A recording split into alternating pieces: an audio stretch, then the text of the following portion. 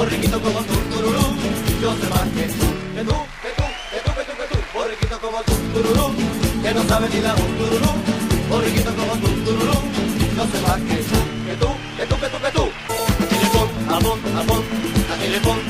Apón, por esos ojos que tiene, yo nunca te olvidaría, por esos ojos que tiene, yo nunca te olvidaría, porque tienes ojos negros, negros de la monería, a chilipón, apón, a chilipón, apón.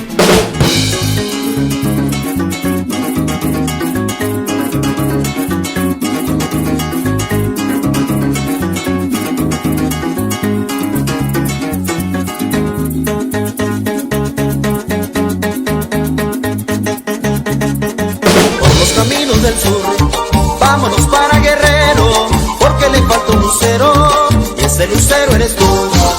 Hola, ¿qué tal? ¿Cómo estás? Bienvenido a Directo a tu CPU por Telestar Televisión Supercable Canal 3 y también estamos por Canal 11, la red en la ciudad de Huancayo, a nivel internacional por Virtual Televisión, como de costumbre ya, enlazados con el mundo. Hoy estamos enlazados con el viejo mundo, con España, con nuestro hermano Moisés, también con Centroamérica, México lindo y querido, saludándolo en su día patrio, ¿no? Hoy día están de aniversario patrio, 202 años de independencia. Viva México, cabrones, como dicen por allá, ¿no? Bueno, feliz día, Lino, que nos acompaña desde el estado de Guerrero, y nuestra entrañable Venezuela, el estado también guerrero de Carabobo, ¿no? Donde se sella la independencia de la Venezuela, que todos anhelamos que algún día pues vuelva a los viejos laureles, ¿no? De estar a tono con la economía adecuada, con Dobby González, que nos acompaña desde el estado Carabobo. Bueno, todo siempre dentro del concurso Notas Migratorias César Vallejo y también de Macondos del siglo XXI, dos concursos que ya llegan a su etapa final casi. Estamos, recuerden, a pocos días del cierre de lo que es Notas Migratorias César Vallejo. Y para el concurso Macondos todavía tienen tiempo hasta noviembre, ¿no?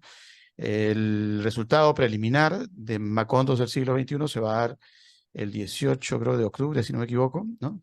Y el definitivo, ya, de los ganadores, en diciembre, ¿no? Probablemente lo tengamos para el 18, pero si no se puede, pues lo vamos a dar el 31, como se dio en la edición anterior, ¿no? 31 de diciembre, para que reciban con una buena noticia el nuevo año y celebren por ahí los ganadores. Ambos concursos van a tener ese veredicto, estimamos, para esa fecha. Bien, vamos con los saludos. En primer lugar, vamos a saludar a nuestro nuevo amigo participante. Ya Moisés y Dobby son participantes de nuestros concursos anteriormente, los hemos tenido, pero el Lino se estrena y bueno, desde el estado de Guerrero. El Lino, descríbenos un poco el estado de Guerrero, ¿no? Y por ahí Tania Libertad nos dijo alguna vez, oye, aquí en el estado de Guerrero hay ritmos, sonidos y danzas incluso parecidas a la marinera, me dice, ¿no? Que son las chilenas guerrerenses, creo que le llaman, ¿no? Y tienen un aire a la marinera peruana. Entonces tenemos un poco de sintonía musical con el estado de Guerrero. Bienvenido, Lino, y feliz día. Felices fiestas patrias. Tu micrófono, Lino, se te desactivó. Gracias, igualmente, saludos, de verdad que es un orgullo, un privilegio estar, pues, mediante esta tecnología, ¿no? Estar comunicado con otras regiones de nuestro continente y de la madre patria, ¿no? Gracias por esta oportunidad. Y sí, efectivamente, en Guerrero, uno de los ritmos más tradicionales son las chilenas, por supuesto, muy parecidas, como ya mencionabas, pero tenemos una comida, la comida representativa de México. Acuérdense que el producto nacional es el maíz. Entonces, la comida más representativa de México es el pozole verde, el pozole blanco, el pozole de elote. Hay 10 variedades de pozole riquísimo preparado con el maíz y bueno, no sé si los vaya a antojar, pero les platico, lleva chicharroncito, aguacate, cebollita picada, manitas en escabeche, una cosa realmente riquísima, maravillosa, y precavidamente en los gourmet que saben de pozole, pues se anticipan con una buena ración de mezcal artesanal que se elabora con el maguey de aquí de Guerrero. Gracias por la oportunidad, estamos a la orden. De verdad que estoy muy orgulloso de estar con ustedes. Gracias, saludos a todos. Gracias, gracias, Elino. Y bueno, para nosotros es una alegría que coincidentemente pues sea el Día de México. Moisés, desde la Madre Patria, tus saludos y bienvenido nuevamente a tus concursos que ya son familiares, tu participación en Notas Migratorias y en Macondo del siglo XXI. Está participando doble participación en este año 2023. Bienvenido, Moisés. Bien hallado. Me encanta estar con vosotros de nuevo y desde aquí, desde España, saludo a la tierra hermana de América, que tantas cosas nos unen y que tantas cosas a lo largo de los siglos hemos ido creciendo en común. La Ajá. verdad es que aquí en España siempre estamos muy unidos a América del Sur. Siempre para nosotros es una tierra que no consideramos como extraña y a pesar de lo bueno y de lo malo y de lo que la historia nos dice, pues nos sentimos hermanos. Ujú. Sí, sí, bueno, es parte de una relación histórica que eh, crece, creo, como la sombra, ¿no? Cuando el sol declina, decía por acá un aborigen a los inicios de nuestra historia, de ese encuentro de dos mundos entre España y Sudamérica. Dovi González desde Carabobo, tus saludos, Dovi, bienvenido. Gracias por participar nuevamente. Muy buenas tardes para todos. Bueno, realmente complacido de participar una vez más en tu programa, Jorge, y por supuesto en el certamen poético César Vallejo. Realmente para mí un placer. Ajá. Bueno, vamos a comenzar con Dovi un poco. ¿Cómo está desde aquellos tiempos de tu participación en Notas Migratorias, esa vena literaria? Me imagino que se ha ido enriqueciendo más que nada con la vida misma, ¿no? El desarrollo intelectual de la persona y más allá de eso, con lo que te rodea también, con lo que te circunda. Han habido momentos difíciles, las noticias de Venezuela siempre han sido duras, ¿no? Pero aún así, el hombre y su circunstancia se atiene a la esperanza de que algún día pues todo vuelva a la normalidad. ¿Crees tú que estamos encaminados hacia ello? ¿Cómo lo sientes? ¿Cómo sientes de aquellos momentos que participabas en Notas Migratorias a esta actualidad reciente? Bueno, para el momento de mi primera participación, en el cual incluso compartí con Moisés, saludos Moisés, eh, sí, en aquel momento estaba como muy reciente mi retorno a mi país y muy frescas todas las experiencias vividas, tanto en Colombia, en Lima, Perú. Y bueno, por supuesto que con el transcurso del año, bueno, ese interés literario no ha mermado, por el contrario, ha ido enriqueciéndose, como muy bien lo dices tú, Jorge, y sí, hoy por hoy con muchísima mayor madurez se afronta pues, este quehacer literario, esta nueva oportunidad. En aquella primera participación lo hice con un texto que más bien era un híbrido, hoy por hoy lo leo y creo que era un híbrido de lo periodístico, de lo poético, de lo narrativo, eh, y ya hoy por hoy, bueno, ya me he concentrado un tanto más en la parte poética y, y viendo, por supuesto, que con el mismo interés en lo que ha sido la migración, que lejos de disminuir, lo que ha ido en incremento cada vez más. Incluso los mismos venezolanos, aún en situaciones diferentes en Venezuela, quizás no tan críticas como en el momento que me correspondió a mí salir del país, ¿no? Pero a pesar de ello, a pesar de que las condiciones a lo mejor no sean tan adversas como en aquel momento, el flujo migratorio venezolano sigue creciendo o se mantiene por lo menos, ¿no? Y bueno, muchas veces se encuentran en el Darién exponiendo sus vidas, exponiendo la vida de sus familias. Y me recuerda mucho una expresión que utilizara Moisés en aquel primer programa que participé, que compartimos allí, y él hablaba de los tránsitos infernales o algo así semejante, era la expresión que utilizaba. Y desde ese momento, esa expresión de tránsitos infernales o de senderos infernales se quedó plasmado en mí. Creo que de alguna u otra manera la he personalizado, la he asumido, la he adoptado, ¿no? Así como expresiones como también uno de los invitados nos comentaba acerca de los vallejópatas. De esa manera se refería a nosotros, ¿no? A todos los participantes del concurso de César Vallejo, y que con cariño pues y afecto recibimos y apoyamos la obra de César. Entonces, bueno, vallejópata desde ese momento y hasta hoy. Bien, bien, bien, gracias, Dobby. Bueno, vamos a preguntarle a Elino. Elino, precisamente estás dentro del concurso que trae a la memoria, pues, este personaje como es César Vallejo, ¿no?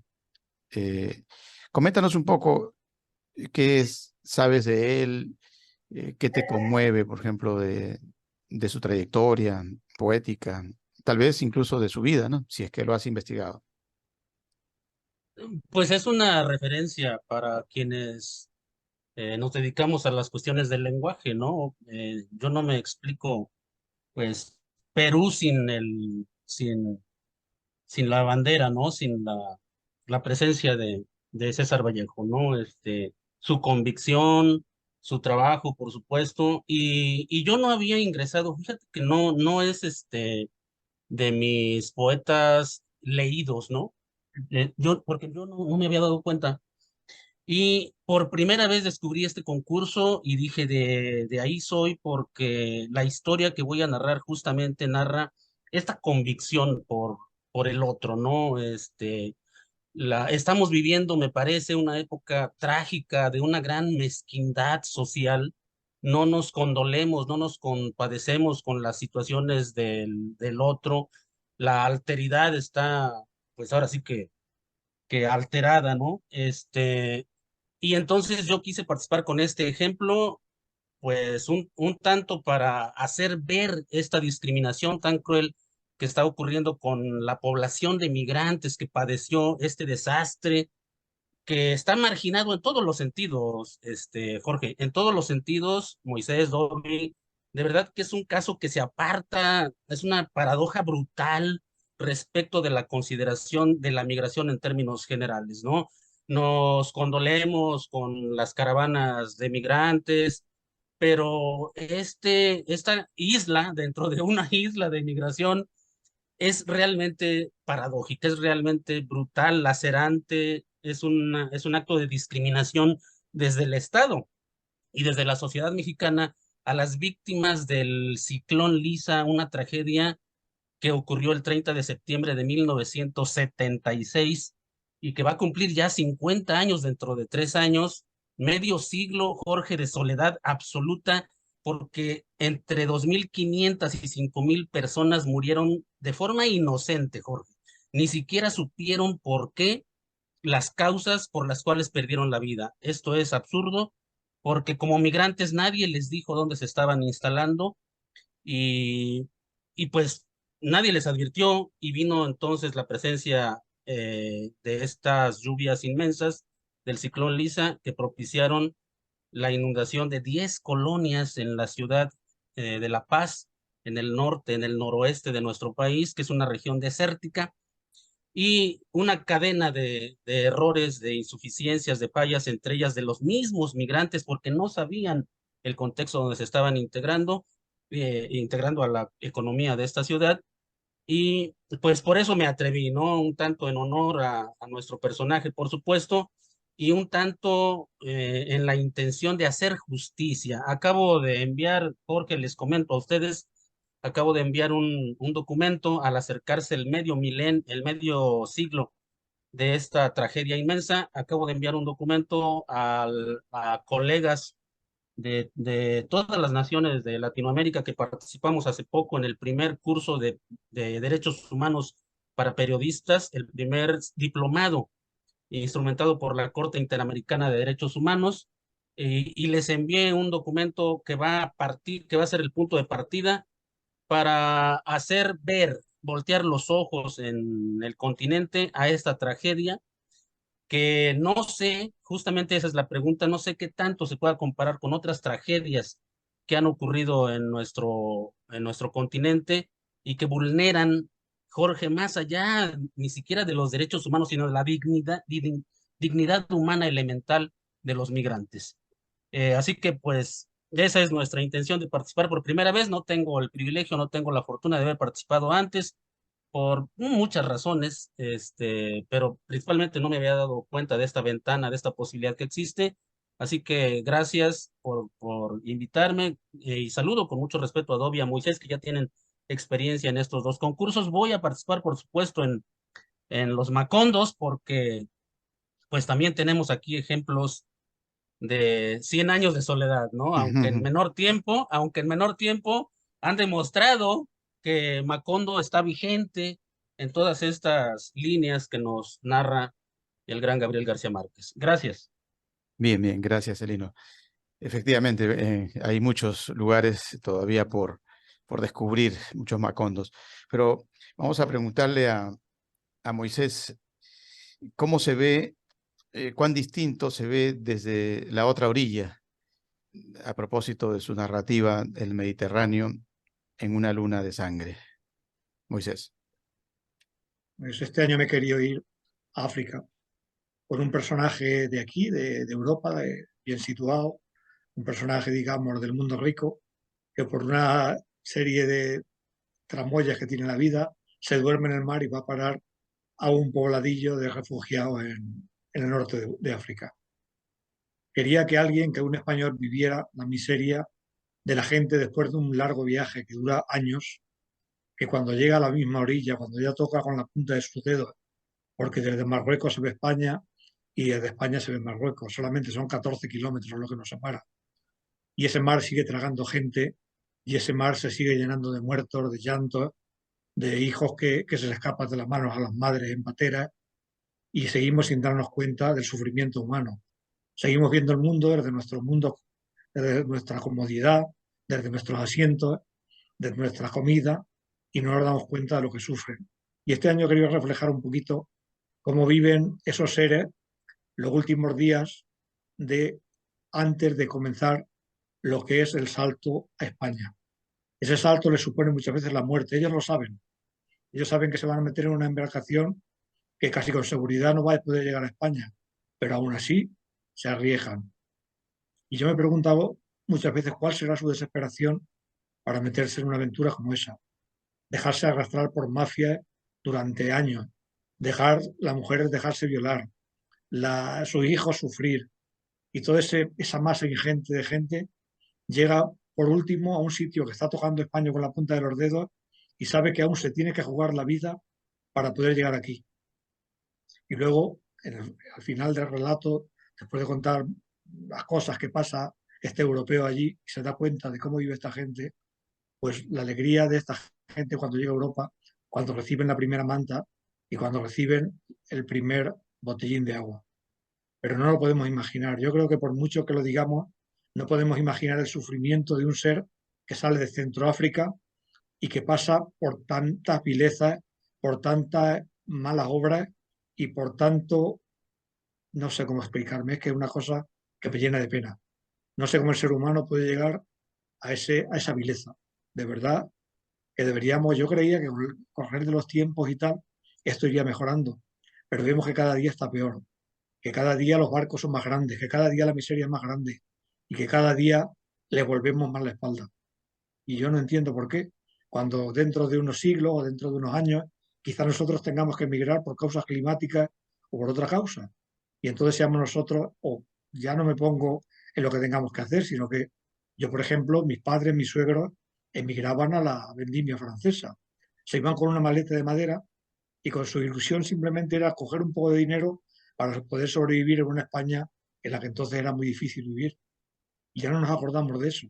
Ya estamos acomodados, ya estamos muy bien y vemos las noticias en televisión y para nosotros los muertos son números. Vemos que un día mueren 50, que otro día vuelca una balsa y mueren ciento y pico, que otro día nos hablan de que el número de muertos no se sabe, que hay una galerna y que no se sabe cuántas pateras han naufragado. Y seguimos mirando para otro lado y seguimos comiendo y seguimos tomando la sopita y seguimos bebiendo de nuestro botellín de cerveza fresquito. Y no nos podemos hacer cargo de la miseria de esa gente ni un poquito. Y luego lo gastamos en armas.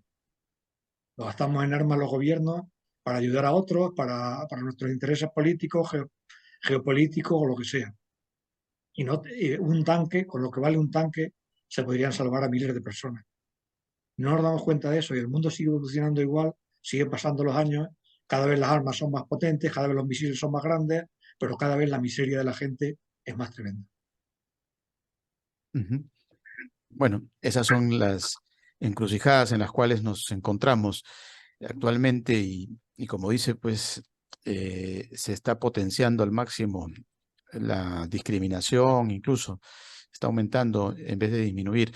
En algún momento cuando apareció el fenómeno este de la pandemia, escuché a muchos familiares incluso que decían, oye, esto va a sensibilizar más a la gente, los va a unir, los va a reconciliar, los va a devolver al grupo familiar, los va a hacer más humanos y no sé qué más, ¿no? Eh, yo lo escuché con bastante esperanza, ¿no? Pero luego me di cuenta que en medio de esa situación aparecieron noticias incluso hasta el presidente creo que y toda su familia se mandó vacunar primero que todo, el primero de la fila, ¿no? Entonces me di cuenta que algo pasaba, ¿no? Al contrario de lo que se aspiraba, ¿no? Y que más bien alguien estaba negociando incluso con la emergencia de muerte, ¿no? En los hospitales, en las clínicas, alguien se enriquecía con las vacunas, o sea, y terminó la pandemia y hemos notado que en vez de sensibilizarnos más, pues da la impresión que como que nos hemos puesto más duros, más malévolos, no sé, ese es el punto que yo aprecio. ¿Qué nos dice Dobby? ¿Tú cómo expectas, tú como poeta, a propósito de, por ejemplo, de tus descripciones de las turbulencias de cada nueva odisea que por allí en tu poema nos describes? Bueno, lo que tú decías, Jorge, es totalmente cierto. De hecho, yo llegué a ubicarme en tu misma posición y me imagino que la de Moisés, que la de Lino, porque normalmente los poetas están asociados son considerados pues, como que tienen gran sensibilidad o somos grandes observadores realmente, ¿no? Y muy esperanzados de que las cosas buenas se pueden lograr, ¿no? Y esa misma aspiración, esa misma esperanza que tenías, hasta yo alcancé a tenerla. Yo decía, Dios mío, qué interesante entonces, ¿no? Dentro de toda esta turbulencia que ha generado, dentro de toda esta conmoción que ha generado en la humanidad la pandemia por el COVID, seguramente va a haber la oportunidad de que el ser humano reflexione en cuanto a su comportamiento desleal, ruin muchas veces, ¿no? Y lamentablemente no es lo que se apreció de inmediato, ni durante el momento, pues, incluso tampoco. Más bien, dio oportunidad o cabida para que todos aquellos malhechores, por llamarlo de alguna manera buscarán nuevos mecanismos para explotar al explotado, para marginar al marginado, para aprovecharse de las circunstancias, ¿no? Y es muy lamentable, ¿no? Que haya gente que se aproveche de esa esperanza que tienen otros de buscar, de ir en busca de esos nuevos horizontes, que es una expresión sumamente trillada, un lugar muy común, ¿no? Pero que realmente esa es la expresión que manejan todas esas personas que migran, todas esas personas que buscan o aspiran vivir de la mejor manera, ¿no? Realmente yo también lo estuve muy esperanzado de que efectivamente hubiese un cambio radical en la forma, incluso en la parte política, en la dirigencia de los países. Pensé que era el momento idóneo para que tomaran cartas en el asunto, hubiese un cambio drástico en la forma de conducir a cada país, a cada nación, incluso para tratar de modificar esas formas o esos torniquetes que muchas veces le aplican al migrante, que restringen, limitan el tránsito libre por cualquier sitio y que es muy bien aprovechado por otros, por inmorales. Realmente eso creo que es el panorama. De esa manera, me imagino que lo vemos la mayoría, ¿no? De las personas que en algún momento tuvimos fe de que las cosas cambiaron. Ujú. Hay gente que también relaciona esto con el Estado, ¿no? La gobernabilidad. ¿Cambió algo sensibilizó un poco, por ejemplo, a ese gobierno duro que desde afuera se ve venezolano, David, o no? ¿Qué dirías? Eh, les podría decir que siempre hay formas de disfrazar, de disimular, de mostrar una cara, de pintar que se es solidario, de que se ayuda o se colabora para que las cosas mejoren.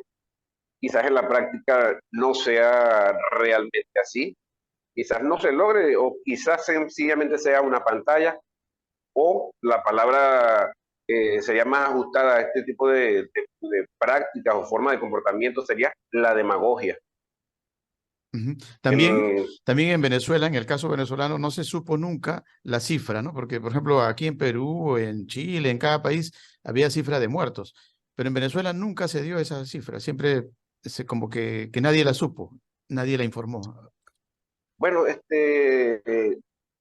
como seguramente ocurre en la mayoría de los países, como creo en España, México, Perú, en Venezuela de igual manera los entes o las instituciones de salud se abocaban a dar cifras diarias, ¿no? De lo que ocurría. Es más, cuando la cantidad de fallecidos por la pandemia era abrumadora en cualquier país vecino, como Ecuador, por ejemplo, acá en Venezuela realmente estábamos reyes, por decirlo de alguna manera, porque los números de personas afectadas, atendidas, eran muy pequeños, ¿no? Eh, Creo que si uno, aquí había una forma, incluso el mismo hecho de que fuesen esos los números tan alentadores para el pueblo venezolano, creo que animaba a que las personas se atrevieran a salir y en Venezuela practicábamos algo llamado, denominado por el gobierno, una especie de cuarentena con periodos de días flexibles que permitía entonces estar bien resguardado en casa por unos días, pero entonces por cada 7 días resguardado en casa, habían 7 días de flexibilidad en el cual tú podías salir y circular libremente. Claro, por supuesto con las medidas de bioseguridad, pero bueno, siempre latente allí al acecho este elemento viral, este virus del COVID. Sí, bueno, fue una fiesta prácticamente, algo distinto, ¿no? Llamaba mucho la atención porque decíamos, oye, mejor hubiese estado en Venezuela, porque acá en Perú no te dejaban salir ni a la puerta. Y yo veía la noticia que en Venezuela todo el mundo estaba tranquilo, y llamaba por teléfono incluso, me decían, no, acá todo está tan normal, tranquilo, no pasa nada. Qué extraño, decía, me hubiese quedado por allá, porque acá ya estoy, ya no sé qué hacer. Estoy, estoy con una psicosis. Pero bueno, vamos a conversar con Elino. Elino, en tu nota migratoria hay varias expresiones que corresponden prácticamente a un lenguaje que seguramente es conocido pues internamente, ¿no? Pero ya si hablamos, por ejemplo, a nivel ya de América Latina, comenzando por el mejibó, ¿no? El chipichipi, por ejemplo, en Venezuela tiene otra connotación, pero para tu narrativa tiene otra. Explícanos un poco algunos detalles sobre esas expresiones no tan comunes, ¿no? Mejibó, chipichipi, chispiteo, pelo de gato, bueno, pelo de gato medio que se entiende, equipatas, algo que nos puedas nutrir de pronto, enriquecer en nuestro disco duro de nuestro léxico latinoamericano. Claro, Eli. gracias. Hay que recordar que México es muchos Méxicos, ¿no? Y que los vamos a concentrar en tres: el sur, el norte y el centro.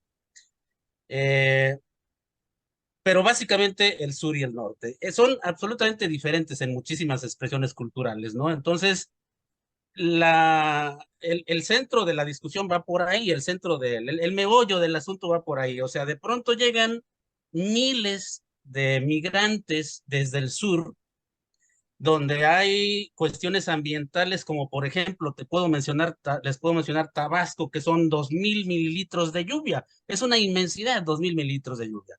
Sin embargo, en las regiones del norte los promedios andan 10% frente a eso, ¿no? Entonces, de pronto estos migrantes van buscando el norte, pero se equivocan de norte y llegan a otro sur, que no es el sur de ellos, ni el que van buscando, por supuesto, ¿no? Entonces llegan a un sur en el que las cosas son diferentes, en el que se enfrentan a un panorama absolutamente diferente. Para empezar, los arroyos que en el sur están perfectamente marcados, incluso con corrientes permanentes, continuas, allá un arroyo no se ve. Las marcas de un arroyo pueden pasar años sin que llueva. Increíblemente, Jorge, Moisés, Dovi, supongo que ustedes también lo han vivido. Perú tiene esos climas extremos, ¿no? Por supuesto. Pero entonces aquí no observas dónde pasó un arroyo en la temporada anterior. Hay niños, increíblemente, que no han visto llover en toda su vida porque han pasado tantos años en que no ha llovido, ¿no? Entonces llegan estos migrantes, les da la autoridad su terreno para que construyan sus viviendas porque se están incorporando a la nueva sociedad, a las actividades económicas de esta sociedad moderna, una ciudad moderna, La Paz, la ciudad más bonita de este país. Entonces ellos se sienten orgullosos de estar en esa ciudad, sin embargo no saben dónde se están instalando. Y justamente yo le llamo así Mejibó, la venganza de Mejibó, porque pareciera, Mejibó quiere decir día, quiere decir año, perdón, todas las épocas del año y combina la palabra sol con las distintas temporadas. Y efectivamente ellos se dan cuenta de que el chipi chipi del sur es el chispiteo de allá y bueno, si lo pones en términos prácticos, pues te desequilibra, ¿no? Te confunde qué cosa es el chispiteo, ¿no? Pues el chispiteo es lo que en el sur era el chipi chipi. Así que de pronto les cambian todo el contexto, viene esta situación climática desastrosa y ellos ni siquiera se dan cuenta de lo que ocurre. El Estado sí se da cuenta, tan se da cuenta y sabe el peligro que se construye un bordo río o arroyo arriba, increíblemente en los absurdos que ya ustedes están mencionando por otras líneas, por supuesto, pero los absurdos de un Estado que aprueba, de un gobierno que aprueba la construcción de un bordo de protección, que en realidad resulta en lo contrario, ¿no? Una obra de muerte porque el bordo se construye sin cimentaciones,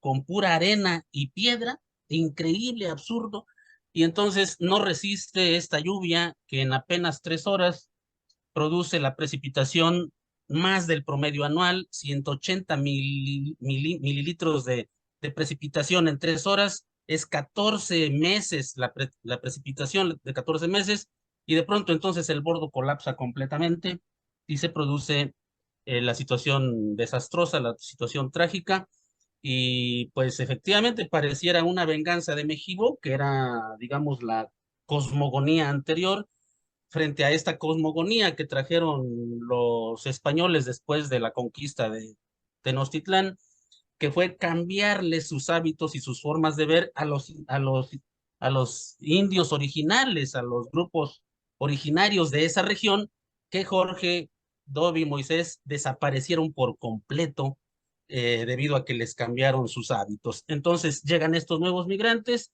también se les presentan nuevos hábitos por los migrantes anteriores que ya se han establecido ahí, que se llaman nativos, y entonces todo este cambio de referencias culturales derivan, se suman a esta cadena de errores, de fallas, de insuficiencias, de irresponsabilidades oficiales, por supuesto, y generan esta tragedia inmensa que yo espero que pues los logre conmover a los jueces, porque es un momento muy oportuno para hacerle justicia a estas personas que pues fallecen, insisto, sin siquiera saber las razones, ¿no? En un contexto absolutamente diferente entre el sur, nuestro sur histórico, glorioso, frente al norte, que se fundó justamente desde el sur, ¿no? De la colonización del norte de México, pues surgió desde el sur y conllevó estas diferencias culturales, Jorge. Ujú.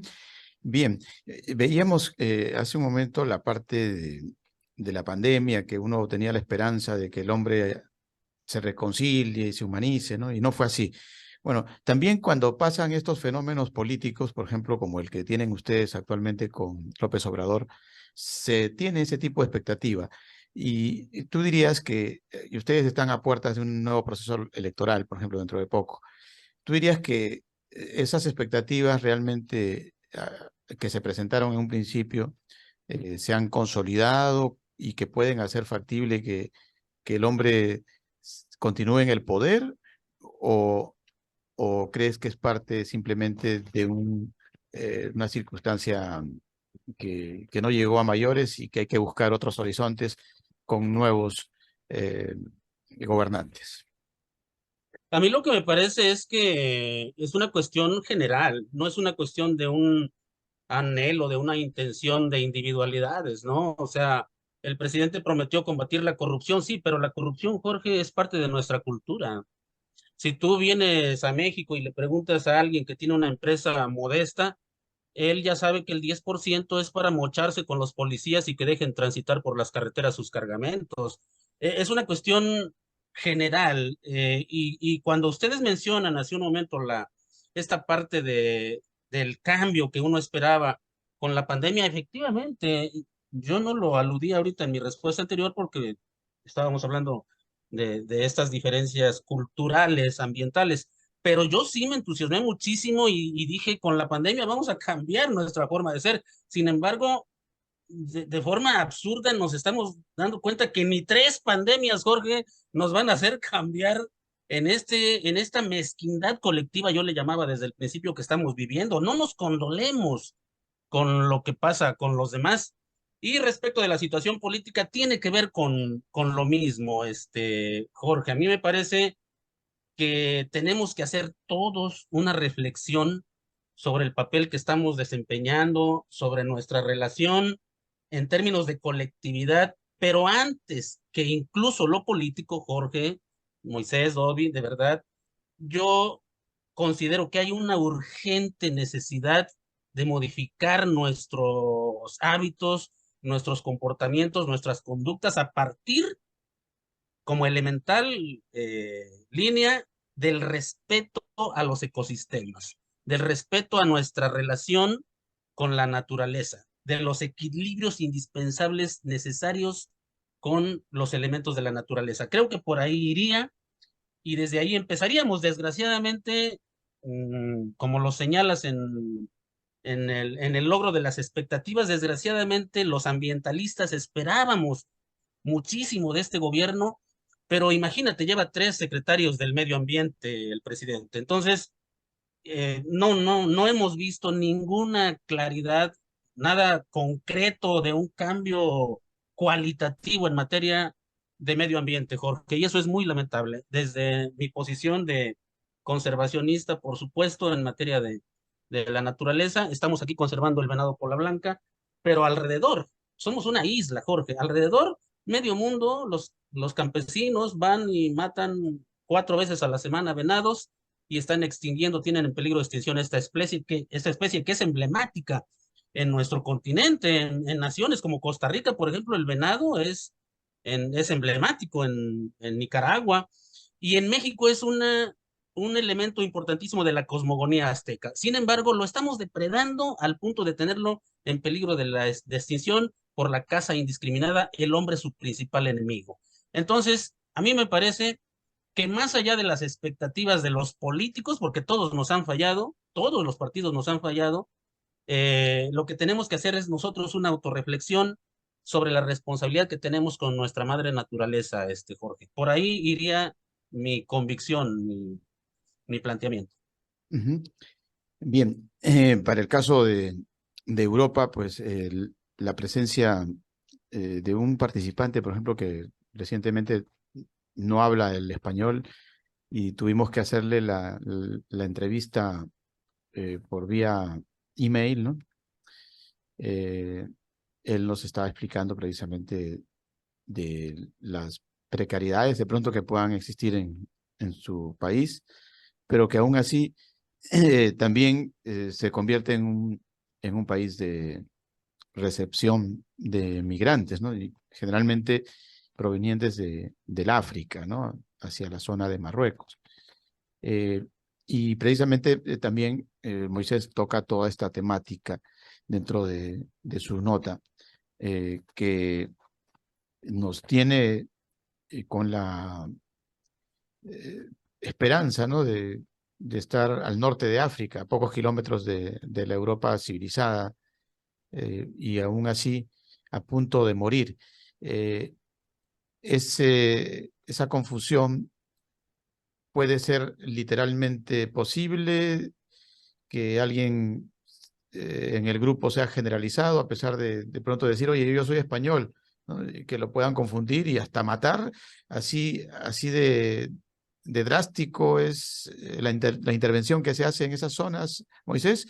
Tú lo pones desde el punto de vista literario, ¿no? Pero convives muy cerca y conoces historias al respecto, y tal vez nos puedas comentar cuán posible es que eso termine en una tragedia absoluta, ¿no? Y que se mate a inocentes.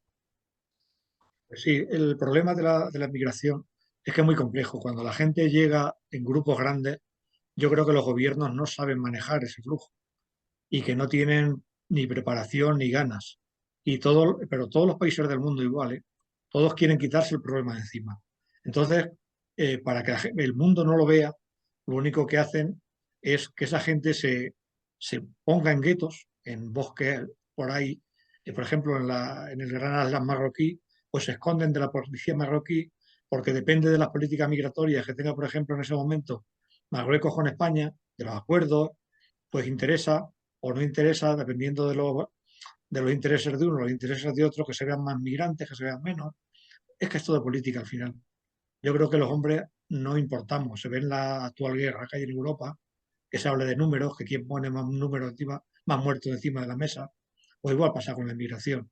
Yo veo lo que pasa en África, veo lo que pasa en México, veo lo que pasa cuando gente llega a Estados Unidos, y yo creo que usamos a la gente y a las personas no como seres humanos que somos y como una concienciación global, sino que son números para las grandes políticas. Los seres humanos somos números. No nos vamos a dejar nunca de convencer de que no somos importantes. Simplemente nos manejan de una forma u otra según interesa. Si quieren que pensemos de una manera, nos dirigen de esa forma. Si quieren que pensemos de otra, nos dirigen de esa otra. Pues con la inmigración pasa igual. La gente llega después de varios años de corretear por Europa a Marruecos o a Mauritania, que da igual, porque están los dos uno al lado del otro. Y depende de las políticas migratorias que en ese momento rijan en el país o los acuerdos con Europa, pues así se hace. Y si tienen que los pobres irse para el Atlántico, para Canarias, para las Islas Canarias, pues se intentan esconder por allí. La policía marroquí los reprende por un lado. De hecho, se han dado casos como el famoso este de la valla de Melilla, que saltaron la valla, la policía marroquí a un lado dando palos, la policía española a otro, y lo único que querían hacer es quitarse uno de otro los muertos de encima. Allí se vio en televisión un montón de muertos en el suelo y no eran seres humanos, simplemente eran números y todos querían decir que eran menos de los que eran. Entonces no interesa muchas veces que se vea la miseria de la gente, simplemente se esconde. Y no tenemos conciencia en el fondo. En el fondo, lo único que hacemos es decir, bueno, pues son tantos centroafricanos que han llegado a España, pero ahora mismo llegan menos porque no es que haya menos, simplemente que los retienen en las distintas etapas migratorias según interesa a los intereses de cada país. Y por supuesto las policías y policías más duras unas que otras.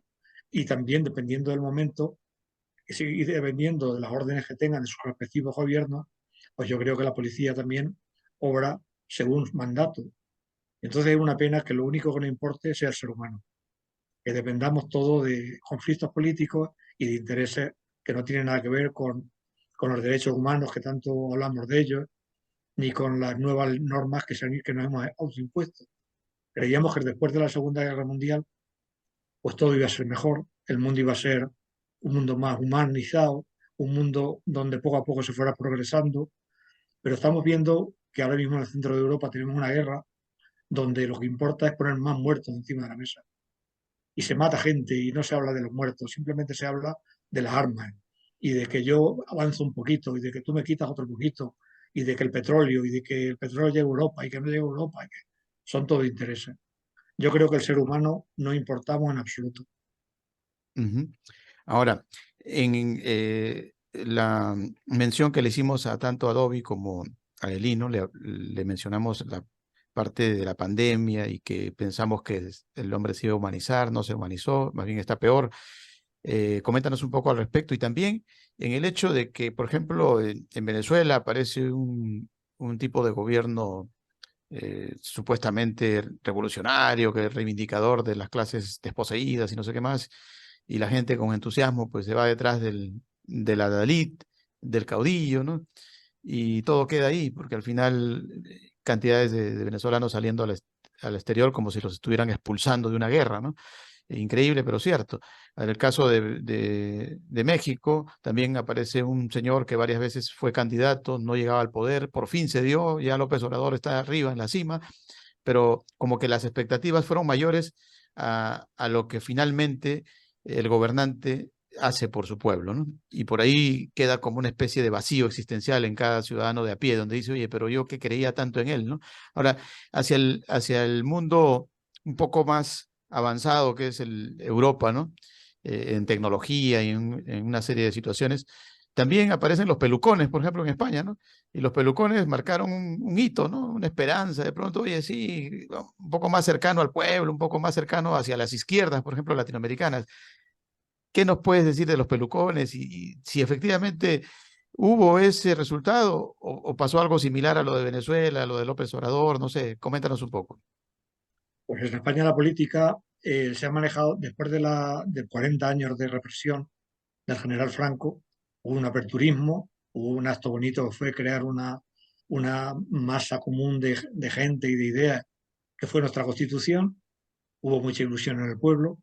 De hecho, España ha avanzado mucho. La Expo, las Olimpiadas, poco a poco el país se ha ido modernizando, se ha alternado la izquierda y la derecha en el poder, pero al fondo es lo mismo. En el fondo, al final, aunque se ha avanzado mucho, siempre se quedan los grandes temas detrás. Siempre los que pagan el pato, por decirlo de alguna manera, son los de abajo. Siempre no nos acordamos del que más padece, sino va todo con relación a una serie de intereses. Y al final, izquierda, derecha, no es que sea igual, simplemente que son unos intereses tan grandes los creados fuera de la política que manejan incluso la política. Yo creo que hoy día los políticos tienen las manos atadas, tanto los de derecha como los de izquierda. Son grandes lobbies económicos, grandes lobbies empresariales, los que manejan a la política y los que manejan al pueblo. O sea que ahora mismo en España hubo unos años que se daban hipotecas con una facilidad tremenda. Si uno llegaba con una pequeña nómina o con cualquier banco te daba, mira, cómprate la casa y te vas a comprar además el coche, además vas a poner los muebles. ¿Qué pasó? Que la gente se endeudó. ¿Qué pasó entonces? Que la gran derecha dijo, ahora tengo donde os queréis tener. El que estaba trabajando no podía permitirse que lo despidieran porque al estar endeudado tenía que pasar por donde pasara. Un camarero en España a lo mejor hace unos años, aquí, ahora se está arreglando un poco las cosas, pero a lo mejor un chavalito que estaba de camarero por 600 euros diarios tenía que trabajar 14 horas. Y esas son las cosas que nunca se arreglan, las cosas de la gente de abajo. La edad de jubilación, por ejemplo, se ha ido subiendo porque, ¿verdad?, la población está envejeciendo, la esperanza de vida es mayor y demás. Pero no nos damos cuenta, por ejemplo, cómo se va a comparar con un agricultor, Recording un stopped. albañil o alguien así con una persona que tiene menos desgaste físico, por ejemplo. Entonces, siempre yo creo que se mira los grandes números, los grandes grupos, pero de verdad la gente lo que Recording in sufre progress. y lo que padece, yo creo que no importa. Bien, bien. Bueno, interesante todo lo que estamos analizando dentro de lo que es notas migratorias. Y efectivamente, una nota migratoria eh, te permite llegar a estos análisis porque a veces uno se encuentra con unas narraciones, incluso cuando les hacemos las entrevistas, de personas que están ya como protagonistas, ¿no? Hay una madre, por ejemplo, participando y a la hora de la entrevista, pues se nota que casi llora, ¿no? Al explicar su texto, porque se trata de contar cómo se le fueron los hijos al extranjero, ¿no? Y sucede lo mismo con otros participantes que son los hijos y que dentro de su nota migratoria prácticamente te describen lo que sienten ellos haber dejado pues el país que los trajo al mundo, la familia, ¿no? Y, o sea, es una situación bastante difícil de comprender y que hay que estar precisamente en los zapatos, como se diría, de los protagonistas, ¿no? Pero resulta difícil, valga la redundancia, como dice Moisés, para los gobiernos, pues colocarse en esas dimensiones vulnerables, marginadas, ¿no? Por lo general los gobiernos pues están siempre negociando, ¿no? Y solamente con algunos intereses creados que hay al respecto. Pero con el pueblo de a pie, con el protagonista de la tragedia, bueno, hay que subvencionar, ¿no? Y nada más.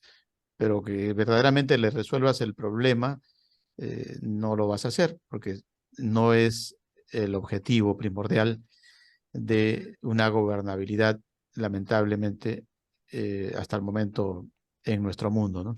Y nadie se salva, como también nos explica Moisés, ni las izquierdas ni las derechas, ¿no?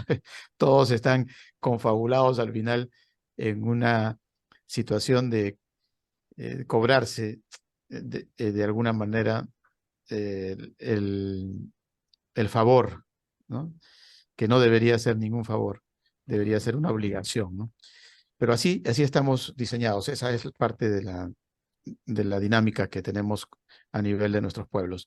Ya en la parte final, pues, en el caso de Dobby, por ejemplo, él se dedica a sus materias de estudio, ¿no? De educación, pero está siempre detrás de la poesía. Resulta complicado, Dobby, tener ese sueño, ¿no? De que de repente en algún momento pueda yo tocarle la fibra a, a quienes me circundan, ¿no? Y tenga una mayor apreciación, ¿no? Por parte, por ejemplo, de un Estado, ¿no? Que podría ser lo ideal, ¿no? A veces cuesta, por ejemplo, imprimir un libro o que alguien te apruebe ese tipo de situación, ¿no? Por ejemplo, el Ministerio de Cultura, no sé, de Educación de tu país. Pero esas situaciones son difíciles, ¿no? Salvo que tengas alguna relación política, ya en automático creo que estarías ya siendo un bestseller en este momento, Dobby. ¿Cómo poder luchar contra esa situación? ¿Qué podrías decir? ¿Cuál sería el clamor de impotencia que siente un poeta? Porque los poetas somos más sensibles, ¿no? Y yo creo que Dobby seguramente nos va a saber explicar esta circunstancia tan atroz que significa, pues, querer y no poder consolidarlo, ¿no? No poder consolidar tu poesía. Pero al menos tenemos esta ventana, Dobby, y creo que esta ventana ya nos permite tener una dimensión diferente. ¿Qué nos dirías al respecto? Ok, sí, lo dices muy bien, Jorge. Me dedico a la docencia. De hecho, en este momento me encuentro justamente en la institución donde trabajo, en el INCA, INCA Carabobo, INCA Valencia.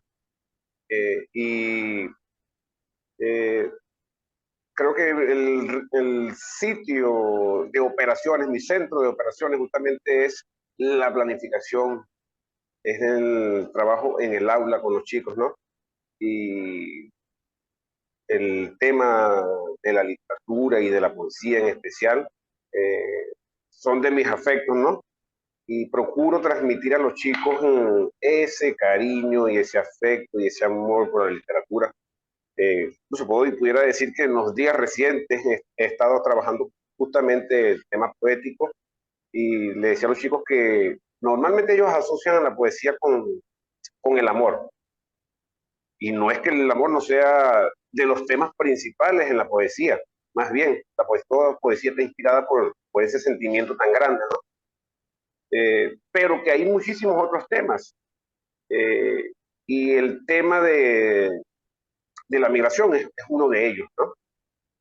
Acá en Venezuela hay editoriales eh, públicas que pudieran dar la oportunidad a algunos escritores eh, y dejarse conocer. Pero creo que el esfuerzo termina siendo minúsculo ante la gran demanda de poetas nobles que están interesados pues en dejar ver, en hacer conocer su voz y sumarse a la cantidad de voces que de hecho ya existen, interesadas pues en transformar el orden mundial, ¿no? Un orden que impera a fuerza de dinero mercantilizado y que normalmente es el que marca las pautas, ¿no? Ahorita el compañero Moisés y no, creo que mencionaban la palabra números, ¿no? Refiriéndose a las personas, ¿no?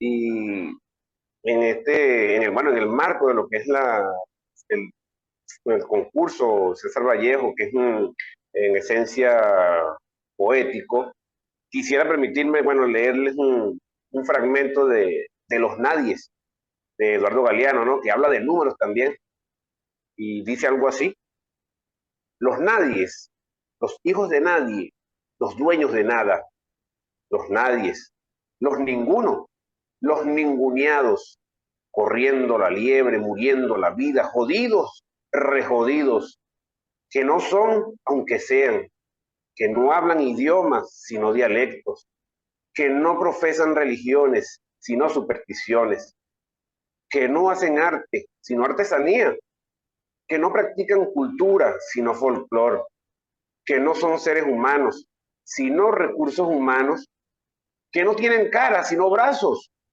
que no tienen nombre, sino número, que no figuran en la historia universal, sino en la crónica roja de la prensa local, los nadies, que cuestan menos que la bala que los mata. Realmente un poema de un latinoamericano que sintió, así como nosotros a través de este certamen, sentimos y hemos vivido de manera directa, de manera indirecta, los padecimientos de las personas que deben migrar porque realmente lo necesitan. No viajar, porque el que tiene, viaja, pero el que no tiene, realmente migra, realmente padece. Y entonces, ¿qué le queda? Transitar por los senderos infernales y otras cosas más, ¿no? Realmente mi centro de operaciones es el aula con los chicos, en procura pues de sensibilizarlos, demostrarles que no solamente es el amor, el tema, aunque en esencia lo es, pero que hay otras temáticas que también aborda la poesía, que lo es la naturaleza, que lo es la belleza, que lo es el desamor, que lo es la religión, que lo son tantos temas infinitos. Y bueno, la migración, uno de ellos, uno muy sentido, que de momento lo estoy viendo de forma indirecta, pues uno de mis hijos, el mayor, también ha estado inmerso en estas cruzadas, ¿no? Y bueno, hoy por hoy es uno de los episodios positivos que se pueden contar, se encuentra en los Estados Unidos. Después, bueno, de un peregrinar Perú, Lima, donde lo acompañé, Chile, Ecuador, y ahora se encuentra en los Estados Unidos. También vivió la travesía del Darién y me habló con detalles de lo que realmente ocurre allí, lo difícil, lo complicado, lo terrible, lo abominable de las circunstancias. Pero bueno, ya hoy puedo contar que es uno de esos episodios positivos y no siempre son así. Muchísimas veces son tantos los negativos, tantos los dramáticos y los trágicos, que bueno, este es un tema de no acabar, ¿no? Que con tantos torniquetes, con tantas trabas, terminan por dificultar muchísimo pues, la circulación de las personas, ¿no? Bueno, gracias por la oportunidad. Bien, Dobby. Bueno, Dobby anduvo por aquí, por Lima, y tiene buenos recuerdos del ceviche, Sí, de la comida, ¿no? con Sí. V o con B, no importa, cualquiera, de las dos formas. Bien, bien. Bueno, vámonos con Lino. Lino también, dentro de su profesión, pues es profesor, historiador, escritor, periodista. Dentro de todas estas artes, coméntanos cuáles son tus expectativas, Lino. decíamos que es complicado, ¿no? Consolidar, por ejemplo, un libro en sólido, pero ahorita existe la forma incluso que a través de las redes sociales pues nos demos a conocer, ¿no?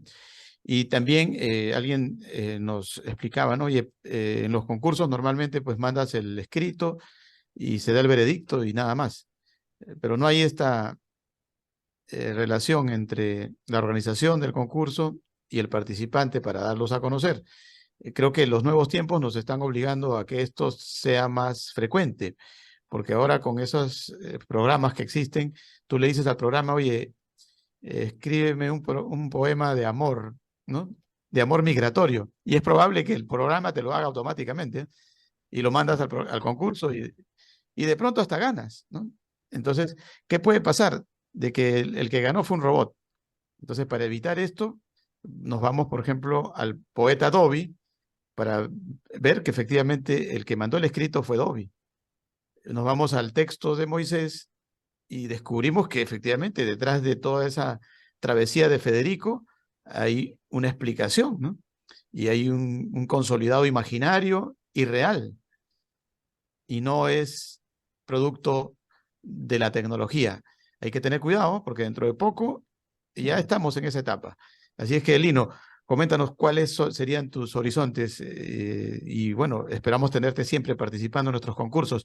Como dice una paisana tuya, que es Blanca, ¿no? Blanca, que también está allá en Toluca, creo yo.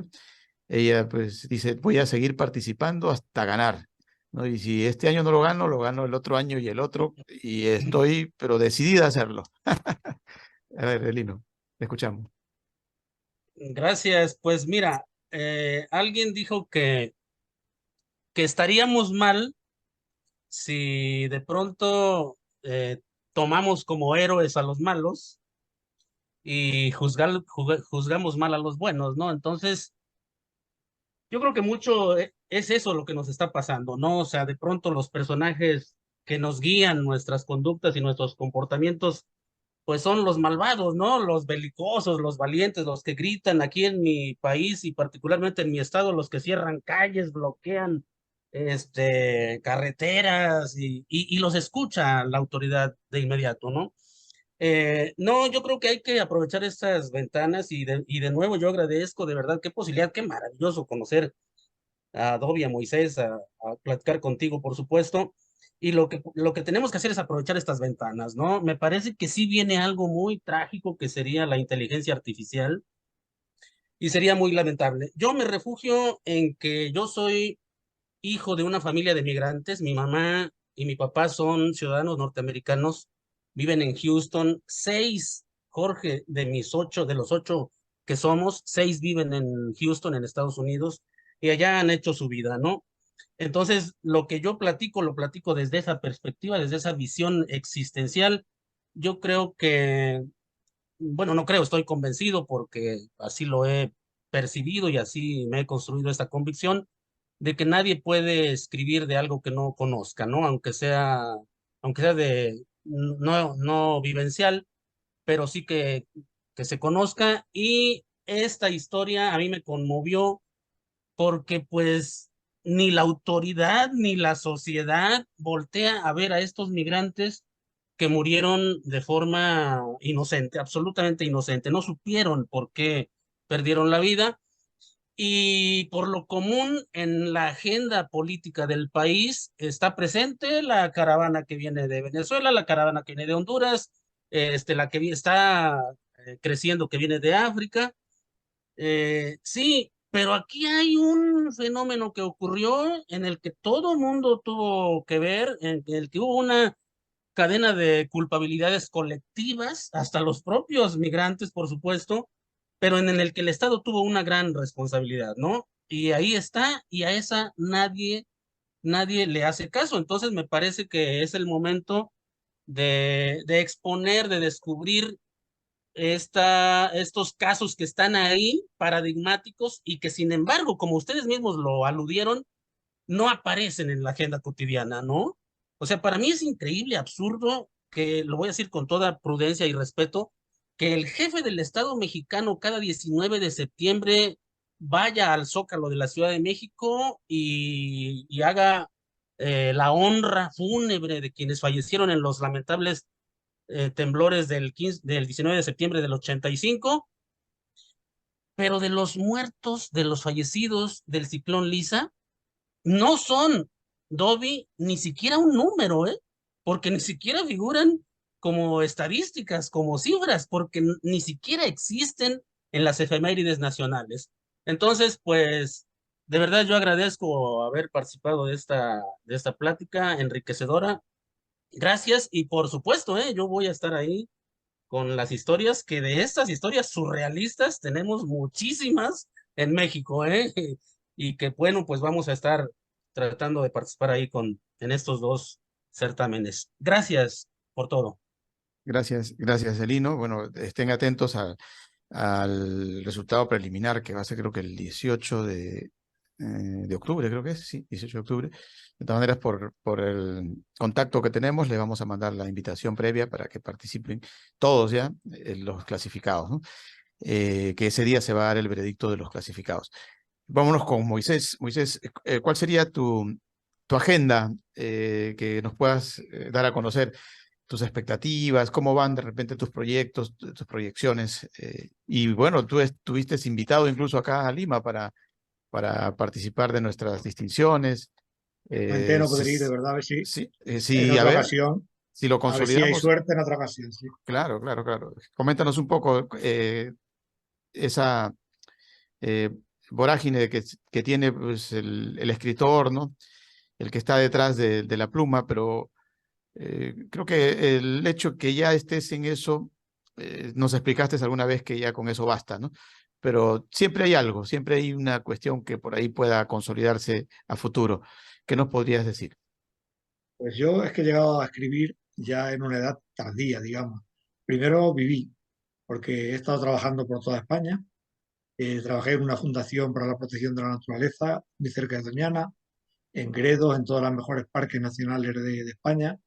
Después estuvimos haciendo un proyecto muy bonito en Matalascañas, una playa de Huelva, que era un pobladito tipo marroquí, que por eso soy tan aficionado a esta cultura también, porque mi jefe en aquella ocasión era marroquí, era hijo de españoles, pero marroquí, y de todas esas vivencias y de todas esas conversaciones, pues ya cuando me tuve que jubilar por un problema de espalda, un golpe grande que tuve, gracias a Dios estoy bien, pero a partir de ahí comencé a pensar y digo, yo quiero ir poco a poco, pues poniendo en papel esas vivencias y esas cosas que fui adquiriendo con la muchísima gente que he tenido la fortuna de vivir y de compartir. Pues también teníamos una finca en la fundación esta, tenía una finca en Paraguay y también venía gente de allí, me contaban historias de América del Sur. Siempre he sido muy aficionado a las culturas hispanoamericanas anteriores a la conquista. Me los leo todo lo que hay en mis manos sobre ese tema, veo cualquier documental y de todas estas vivencias y de todo esto, pues en este tiempo pues me estoy dedicando a mi huerta ecológica que tengo, que voy trabajándola poquito a poco como puedo y a escribir, que es lo que mi gran afición a mí. Bien. Y gracias por esta oportunidad que nos dais desde el otro lado del océano. Sí, gracias a ti, Moisés, por tu tiempo, a Elino, a Dobby, la mejor de las suertes. Feliz Día México, que siga celebrando seguramente dentro de más, o sea, por la tarde, al final del día, pues lo vamos a ver un poco despeinado a Elino, pero tienes razones, ¿no? Hay que celebrar, ¿no? Y con el tequila y todo las de la ley, ¿no? Feliz día. Bueno, nos despedimos por Telestar Televisión Supercable Canal 3, también por la red Canal 11 en Huancayo y a nivel de Virtual Televisión. Que todo sea felicidad. Gracias, Moisés, gracias, Dobby, gracias, Elino. Hasta la próxima. Buenas noches a todos. Cuídense mucho a todos. Hasta luego. Gracias.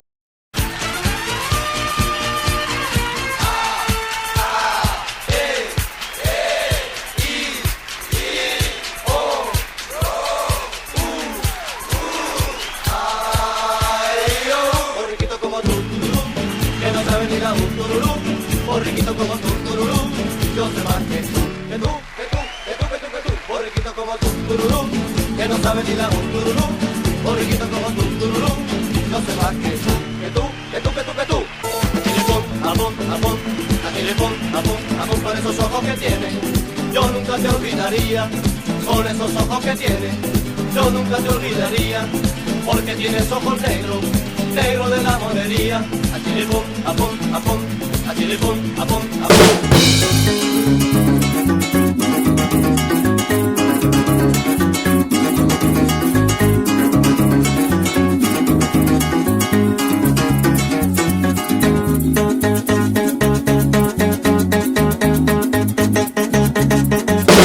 Caminos del sur, vámonos para Guerrero, porque le falta un lucero, y ese lucero eres tú.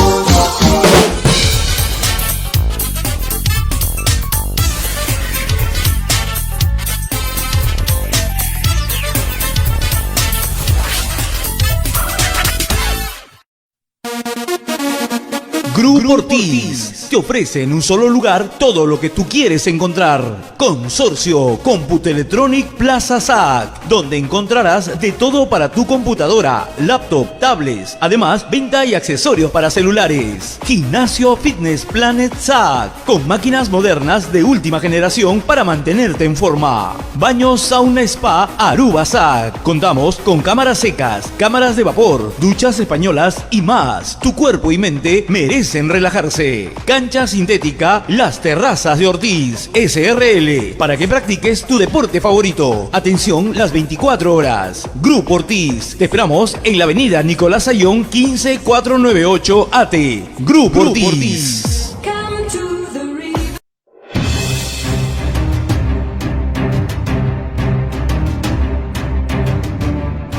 Porque ahora ya no existen fronteras y gracias a la tecnología podemos estar más cerca. Y para ello tenemos una nueva alternativa televisiva, directo a tu CPU, con el periodista Jorge Carrión. Un programa especial con invitados internacionales desde todos los rincones del mundo. Ahora en las pantallas de Telestar Televisión, Canal 3 Lima, Supercable. No se lo pierda.